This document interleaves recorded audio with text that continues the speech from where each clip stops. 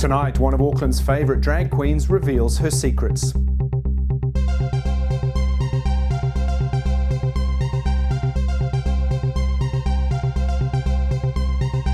Hi everybody, welcome back to GayTalk Tonight. I'm Andrew Whiteside. My guest is somebody I spoke to very briefly as part of the Auckland Pride Festival. I actually did a longer interview with her, and so I'm going to be sharing that with you tonight. The guest is Tess Tickle, one of Auckland's favourite drag queens. Tess Tickle wowed us in the Pride Parade, leading a coterie of queens down Ponsonby Road on segways. Tess has a long memory, and I began by asking her how she got into drag. Tess, fantastic to see you, and I have to say, you're looking stunning, darling. Thank you very much. I wanted to wear something to go with this extravagant backdrop we've got here of Auckland City. So. Yes, it's looking glam. I'm feeling a little more casual, but I feel that, you know, you hold the fort in that. Oh, it's all smoke and mirrors. Well, it really is, because drag has goes hand in hand with gay history, really. Oh, yes, definitely. It's at the forefront there. And I think we were very lucky before law reform when I was coming out and I first discovered the scene, and it was still a little bit underground, and there was the old staircase and Alfie's, and it was cool to go down into the kind of the back streets of the city, and you could meet every other gay person there and then have a good night. It was for me a great growing period, and drag happened to come into the mix just because I ended up working as a barman at Staircase over a short period, and Buckwheat was my boss, and they needed a drag queen one night, so I kind of stepped in that role and didn't look back. So what was it like? I mean, I imagine that it was exciting, but maybe a bit daunting that first time. Yes, because for me, I'm a very shy person. I'm a very shy boy.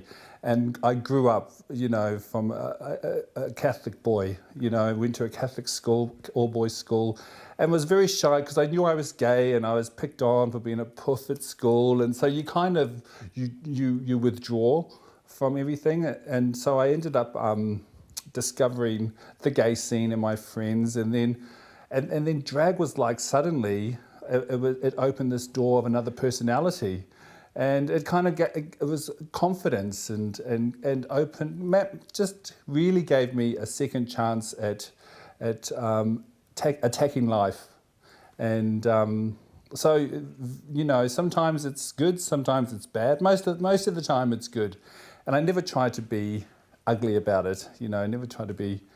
I never let the personality be aggressive and ugly. I always just kind of let it grow and develop, and it's managed to open up a lot of doors for me. So I'm not complaining.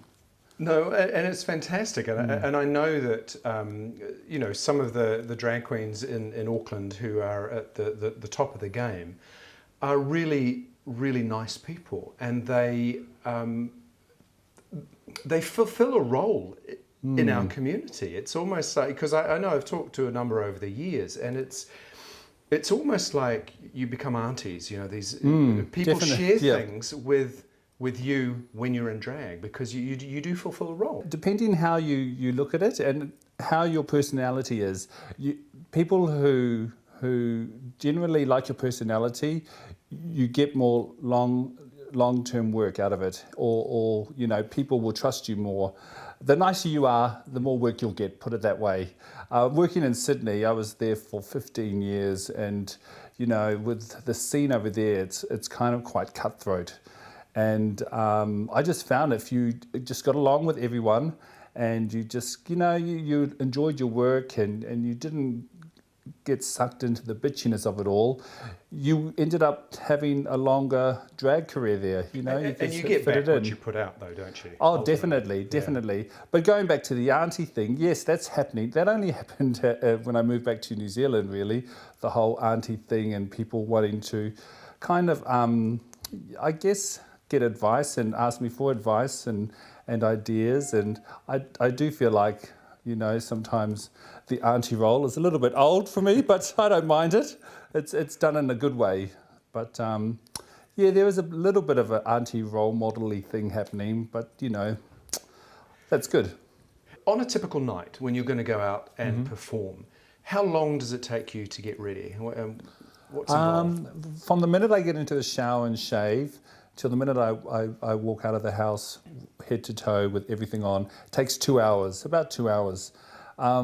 It's just that process you need, and I like to take my time, and I like to, get ready at a certain pace and play some nice music, maybe have a drink. I mean, it all depends. If you have to do a 10-minute face, you have to do a 10-minute face. But generally, you give yourself 2 hours time, because it's a mental thing too. You need to mentally prepare yourself for it, because it's kind of quite, like I say, coming from a shy boy, you've got to get inside that person and drag out that personality that's going to shine and that's going to be Tess, what people want to see. Because it is a performance, so you're preparing for a role. It is. Yeah. So yes. Definitely, and we have our dressing room, and we have our music playing so that it calms us, and we think about our getting ready. This is myself and Buckwheat, because we live together. I stay with Buckwheat, and we have our dressing room we share together. So it's great being with Buckwheat, and we'll have some nice music on, and maybe a glass of bubbly. We not all the time, or some water or something, just to relax us, and we just have a little talk, and it's that kind of banter of us talking in the dressing room getting ready that we find we have quite a good connection with each other. But yeah, back to your question, 2 hours approximately, and then it's all done and dusted.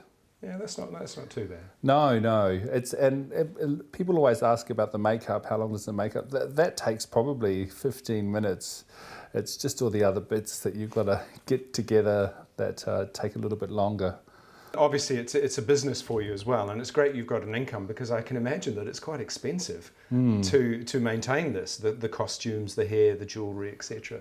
Yes, and you need a second job is my other advice to everyone. You need to have a steady income to pay your bills.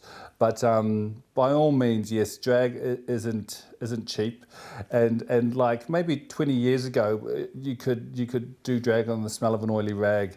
These days, it's getting more and more high profile and more polished, and it's becoming more refined and more competitive. And to stay in the game, you've got to be on par with it all.